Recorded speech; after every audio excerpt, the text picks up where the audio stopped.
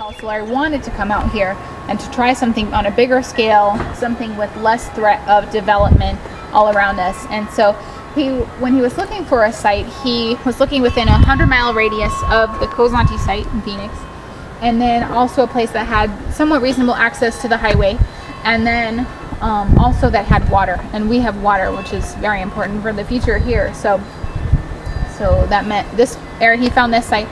And then if you can see the structures, and there are a couple of vehicles down in that area down there, that's Arcosanti Camp. So in 1970, there was nothing here. So when Paulo Solari and other people that were interested in building Arcosanti came out, they had to build these very temporary, basic, frugal structures down by the river. You can see the Agua Fria River by following the biggest, greenest, bushiest trees right through the canyon, and then it goes right around this mesa and all around this way.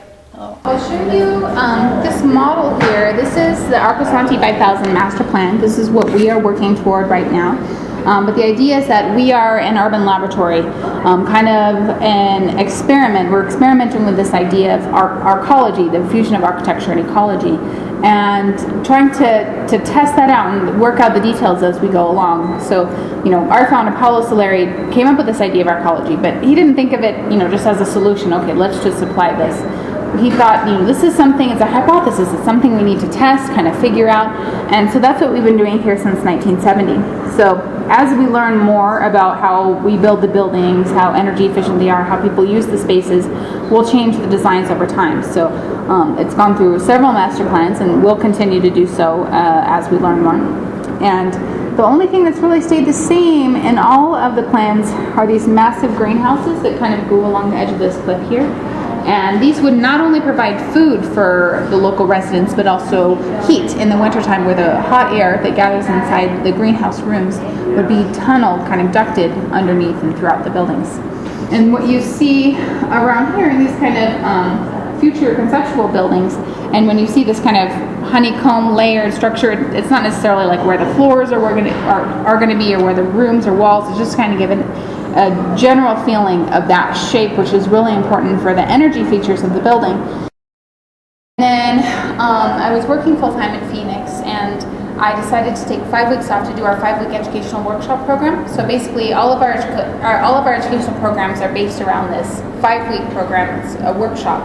And the first week is called Seminar Week. It's very lecture learning intensive, a lot of discussion, philosophy, reading, meeting with the managers on the site, learning about the history, local ecology, and then the remaining 4 weeks are spent getting hands-on experience in one or more of the departments at Arcosanti.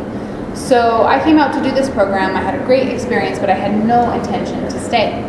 And so it wasn't until I got back to my job, got back to Phoenix, that I realized I was kind of having culture shock, that I realized I didn't want to sit for an hour driving to work each way every day in traffic, and I didn't, there were people that I worked with that I kind of felt like were my friends, but after being here I realized that, outside of work, there wasn't really much connection there, or no sense of community or common goals or common concerns. So then I quit my job and I came back.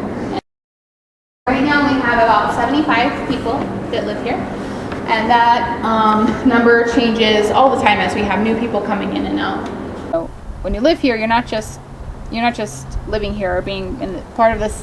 It's not just being in this beautiful place, which I love because I work in a building that never has fluorescent light during the day.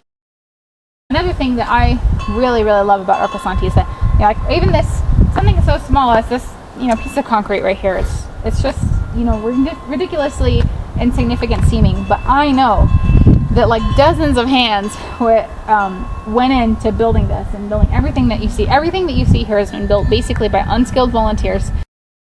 And this is something that I personally truly 100% believe that the basic principles of arcology could apply to anyone, anywhere in the world. Really looking at these issues: pollution, social isolation, the fact that the rest of the world can't live with kind of the American dream. We don't have enough resources to live like that. It's just impossible.